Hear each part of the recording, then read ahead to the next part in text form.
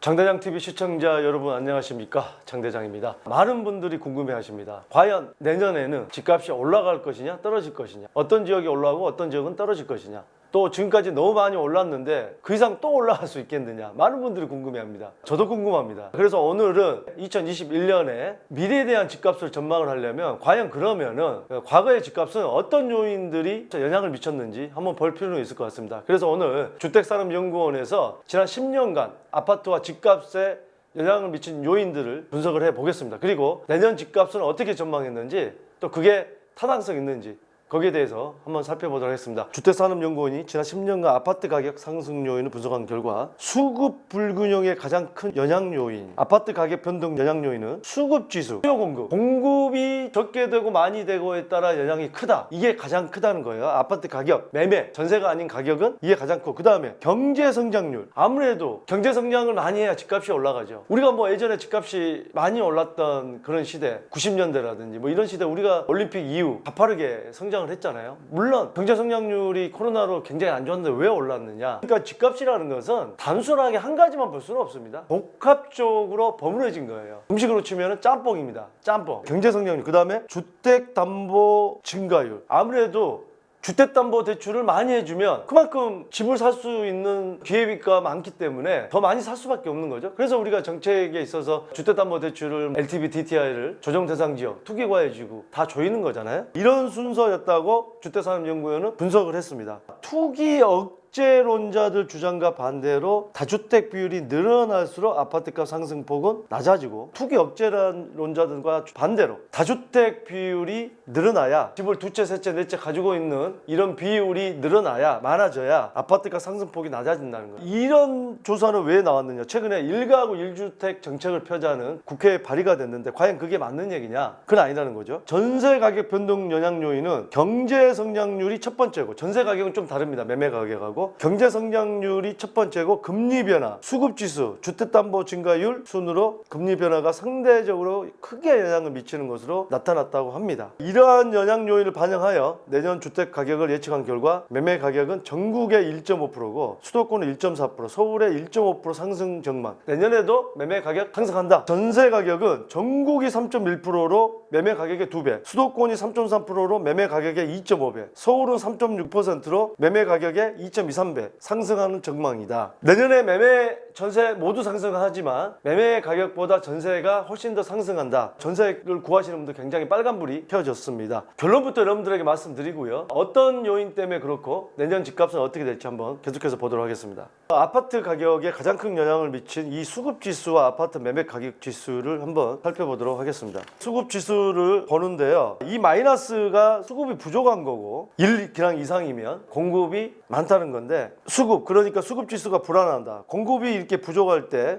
특히 보면 2011년에 8.19%가 상승했습니다. 1.31로 부족했을 때. 또 반대로 2016년에 공급이 이렇게 좋았을 때 2입니다. 이랬을 때는 매매 가격 지수가 0.76으로 다소 그렇게 오르지는 않았던 통계는 있습니다만, 통계라는 게 절대적으로 무조건 만든 건 아닙니다. 그렇게 단순한 건 아니거든요. 공급이 부족했어도 오를 때도 있습니다. 공급이 이렇게 2.26으로 많았어도 매매 가격이 4.89로 올랐던 적은 있어요. 하지만 전반적으로 보면 수급지수, 경제성장률, 이거를 모두 더했을 때 영향을 많이 미치는 게 수급지수, 수요 공급이 영향이 크다는 거지 절대적이지는 않은 겁니다. 서울 같은 경우도 마찬가지입니다.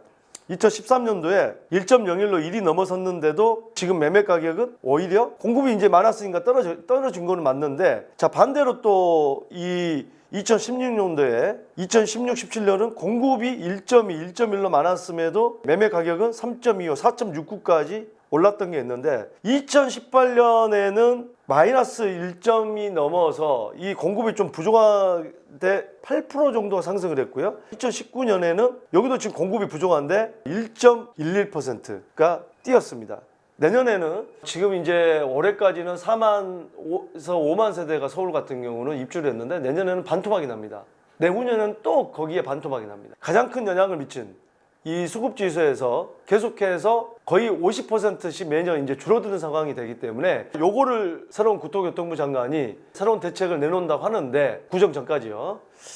글쎄요, 이걸 잠재울 만한 뾰족한 수가 있을까 하는 생각도 듭니다. 모든 이 통계 지수가 절대적이지는 않습니다. 똑같은 통계를 가지고도 어떻게 이 분석을 하느냐, 여러분들께서 좀 주의하셔야 될 것은 뉴스를 보시면요, 자기들이 쓰고 싶은 결론을 내려놓고서 그 통계만 딱 그 년도에 몇 년도에 그만 갖다 쓰는 경우가 되게 많습니다. 그래서 가장 신뢰할 수 있는 장대장 TV라는 말씀 다시 한번 말씀을 드리고 굉장히 객관적으로 말씀드리려고 노력하고 있습니다. 물론 제가 신이 아닌 이상 미래 예측에 대해서 100% 예측을 할 수는 없죠. 누가 1가구 1주택을 갖자고 누가 법안 발의할지 누가 알았겠습니까? 그가 누가 예측을 했겠습니까? 아파트 매매 가격과 다주택 비율 2012년에 보면 서울 같은 경우 다주택 비율입니다. 2010년 16.2, 2011년 18.5, 2012년 21.2로 다주택 비율이 늘어났는데 매매가 상승률은 오히려 마이너스 6.6으로 훨씬 떨어졌습니다. 다주택자들이 많아지니까 오히려 집값이 떨어지더라. 2018년을 보면 계속해서 이제 다주택 비율이 20%를 유지하다가 2017년에 17%, 2018년에 16%대로 떨어졌는데 다주택자 비율이 떨어졌어요. 근데 집값이 8%로 뛰었습니다. 2019년에는 0.5 정도 늘어났습니다만 1.1로 오히려 떨어졌고, 이 통계만 가지고 보면은 다주택자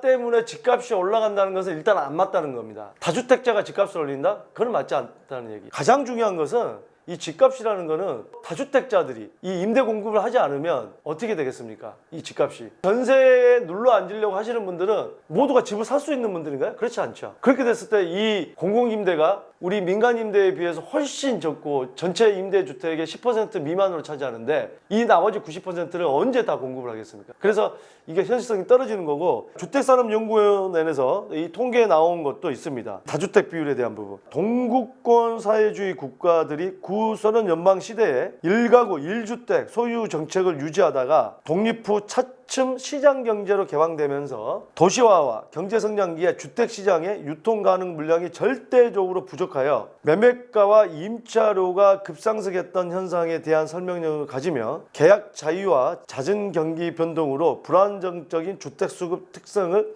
갖는 시장 경제 체제에서 1가구 1주택 정책은 매우 이용할 수 있다는 점을 시사한다. 참 이런 연구원에서는요, 똑같은 얘기도 왜 이렇게 어렵게 설명을 하는지 모르겠습니다. 동구권의 이 구소련 이 연방시대 1가구 1주택 정책을 폈다는 거예요. 독립 후에는 시장 경제 체제로 되면서 유통 가능 물량이 부족합니다. 왜? 살려고 하는 사람이 있는데 부족하다는 거예요. 집값이 많이 뛰었다, 급상승했다. 1가구 1주택 정책은 뭐 될 수도 없겠지만 그렇게 된다고 해도 굉장히 위험한 정책이라고 지금 경고를 한 거죠. 주택산업연구원에서. 이런 정책을 왜 통계를 내놓겠습니까? 최근에 이런 법안 발의가 됐기 때문에 내놓은 거죠. 전세의 경우는 경제 성장률, 제가 좀 전에 말씀드렸죠. 금리 변화, 수급 지수, 주택담보 증가율 등으로 순서가 나타났으면 매매와 달리 금리 변화가 상대적으로 큰 영향 요인으로 나타난다. 전세에서는 금리 변화가 2등이에요. 경제 성장률 다음입니다. 금리가 임대인의 기회비용과 전월세 전환율에 영향을 미치는 임대시장 특성을 반영한 거다. 우리 어떻습니까? 금리를 지금 계속 떨어뜨렸죠. 그러니까 임대업을 하시는 분이 이걸 갖다가 전세금을 받아서 금리가 높을 때는 은행에 넣어놓는데 은행에 넣어놔봐야 이자율이 없어요. 그러니까 반전세로 돌려버린다는 거예요. 그러니까 집값이 뛴다는 거예요. 그래서 이 금리 변화는 전세가에서는 굉장히 큰 요인이라는 얘기입니다. 전세의 경우 매매와 반대로 다주택 비율의 상관 개수가 매우 큰 상관관계를 보여주는데, 이는 집값 안정기에 다주택자 수가 늘어나고 매매와 전세 가격 격차는 줄어들면서 실질 임차료 수준이 더 올라가는 현상을 반영하는 결과로 보인다. 아무튼 뭐 이거는 다 참고를 하시고요. 그래서 이 지금 아까 아파트 매매 가격과 다주택 비율을 그래프로 이렇게 보시면은 수도권과 이제 서울인데요, 모양새는 비슷합니다. 아파트 매매가, 다주택 비율, 그러니까 다주택 비율과 2006년도부터요 아파트 매매 가격은 다주택 비율이 많을수록 아파트 가격이 뛴다. 2006년도부터 이 참여정부 때는 그랬습니다. 그런데 지금 보세요. 2016년, 17년부터 이 문재인 정부에서는 다주택 비율이 줄어드는데 집값이 뛰고 있습니다. 다주택자가 많다고 해서 집값 뛰는 건 절대 아니다. 어쨌든 간에 이런 얘기를 저는 말씀을 드리고 싶은 거고, 다주택자가 민간임대 사업을 하고 있기 때문에 우리나라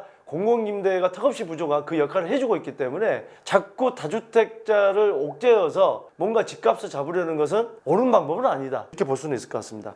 자, 서울도 비슷합니다. 서울은 오히려 격차가 커졌습니다. 지금 그렇죠? 그래프에서 보면 전국 수도권보다는 서울이 훨씬 더 다주택 비율이 떨어져서 집값이 많이 올랐기 때문에 더 격차가 커진 겁니다. 그러면은 내년도 2021년 주택 가격 전망을 했는데요. 주택과 이제 아파트를 크게 이제 나눴는데, 이 주택은 올해 전국이 4.9% 올랐고요. 수도권이 6.2%, 서울이 2.6% 이렇게 올랐는데, 내년에는 전국이 4.9에서 1.5, 이 수도권이 6.2에서 1.4, 서울이 2.6에서 1.5. 지금 보시면은 수도권이 6.2에서 1.4, 어쨌든 간에 상승을 합니다만, 전국 수도권 서울 다 상승합니다만 서울이 올해 가장 적게 올랐는데 전국 평균보다도 적게 올랐습니다. 요즘에 뭐 난리였죠. 뭐 전주, 창원, 울산, 파주, 김포, 천안, 평택, 계속 제가 이 지명을 얘기해도 될 만큼, 왜? 전국이 거의 규제 지역으로 들어갔지 않습니까? 그래서 서울이 오히려 적게 올랐다. 또 강남보다 강북이 더 많이 올랐어요. 그건 무슨 얘기냐? 강남권이 먼저 제일 많이 오르고 계속 어떤 규제가 되다 보니까 상대적으로 이 규제가 없는 쪽, 그 다음에 규제가 있는 쪽 중에서도 실거주자들이 들어갔죠. 그 다음에 마지막에 또 같이 오르다 보면 또 강남으로 오고, 또 이런 패턴이 반복됐던 거예요.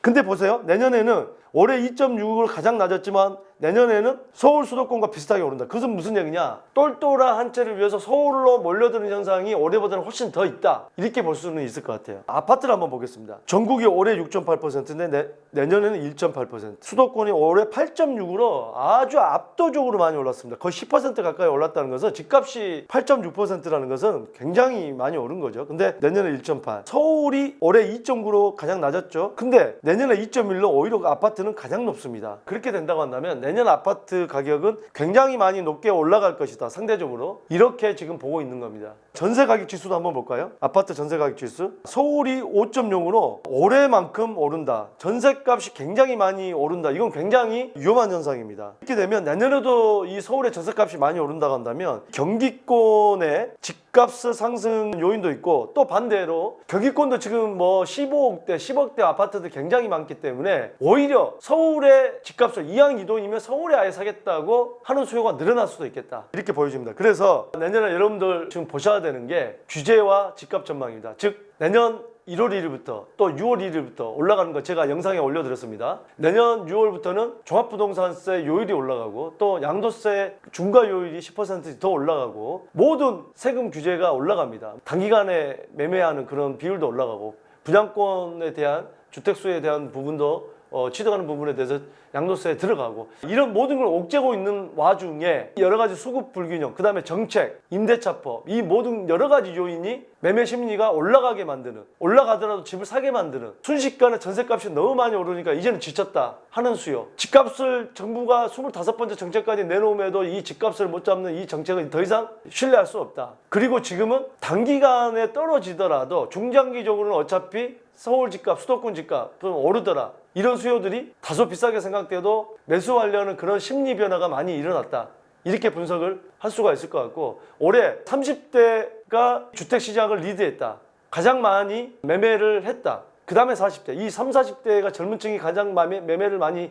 돌았었다는 것은 연끌을 해서 대출을 많이 받고 돈을 빌려서 이런 수요가 있다는 것은 그만큼 여러 가지로 집값에 대한 정책에 대해서 신뢰를 못하게 만들었다. 이 집값 더 올라가는 걸 못 보겠다. 이제는 연끌해서라도 집을 사겠다. 이런 수요가 많이 올라갔습니다. 자, 그렇다 보니까 이런 분들이 좀처럼 집값을 내려서, 제가 보기에는 내려서 팔지는 않습니다. 물론 경매에 날라가고 정말 이 이자를 감당 못할 정도로 갑자기 이 이자가 많은데 지금 당장 실직을 하고, 아니면 자영업이 좀 잘 안 돼서 파산해 갔다, 이런 경우가 있다면 모를까. 그렇지 않은 이상 정말 많은 금액의 대출을 받았는데 열심히 일해서 잘 갚아야지, 이런 수요가 많습니다. 우리 회사도 면접본 온 친구가 신혼부부인데 30대 초반입니다. 그래서 얼마나 회사를 열심히 잘 다닐까 얘기하던 와중에 작년에 결혼해서 집을 사서 두 사람이 맞벌이를 하는데 이자를 열심히 넣어야 된다, 우리 회사 오래 다닐 거다 얘기했는데 오래 안 다니기만 해봐. 그래서 이 연끌을 했던 분들은 오히려 낮은 가격에 집을 내놓기는 힘듭니다. 그리고 뭐 작년에 산 분들 벌써 뭐 1억 올랐니 1억 5천 올랐니 그런 분도 많이 있지만, 오히려 다주택자가 이 세금 압박에 대한 부분 때문에 조금은 더 이익이 나더라도 조금 낮은 가격에 팔겠다 하는 수요가 나올 수도 있습니다. 물론 이런 수요도 최근에 증여로 많이 돌아섰고요. 그런 부분이 있기 때문에 이런 세금 규제책이 계속 나옵니다만 집값이 떨어질까 하는 의문은 있습니다. 하지만 우리가 한 가지 알아둬야 될 부분은 경제가 문제입니다. 결국에는 경제 성장이 이렇게 되지 않고 이 코로나 위기에 많은 분들이 대출을 많이 받았고 한 1년 정도는 더 이 코로나 위기가 계속 되는데, 코로나 위기가 끝난 다음이 문제가 되지 않을까 하는 생각은 듭니다. 그건 이제 2021년에 대한 종부세를 받아보시는 분들, 한 1년 동안은 정부가 코로나 때문에 계속 돈을 뿌리는 정책을 하다 보니까 임시 방편으로 1년은 더 갈 수 있겠지만 그 이후에 과연 여러 가지 이 경제 성장이, 물론 코로나 이후에 또 경제가 많이 풀려서 좋아질 수도 있겠습니다만 그게 어느 정도 변수로 작용하지 않을까 하는 생각은 듭니다. 오늘 이 영상 여러분들 참고를 잘 하시고요. 내년 집값 어떻게 될지 한번 여러분들도 제 영상을 보시면서 이게 과연 그렇게 될지 아니면 나는 좀 다르게 생각한다, 뭐 여러 가지 의견이 나올 수 있습니다. 참고하셔서 결정은 여러분들 본인이 하셔야 되는 것입니다. 많은 고민 상담 들어오고 있습니다. 제주도, 부산, 광주, 대구, 강원도 뭐 전국에서 상담 받으러 오시는데 어쨌든 간에 이 장대장 TV가 여러분들에게 많은 도움을 드리고 있습니다. 또 여러분들도 이메일과 문자로 뭐 전화로 정말 많은 도움이 됐다, 이런 분들이 많이 지금 점점 늘어나고 있는데 정말 저도 뿌듯하고요. 앞으로 여러분들에게 정말 이런 얘기를 많이 들을 수 있도록 좋은 컨텐츠로 보답을 하겠습니다. 감사합니다. 자, 둘 중에 시청자님께서는 어느 쪽에 더 끌리신가요? 그래도 이쪽이 조금 더 유리할 것으로 보여집니다.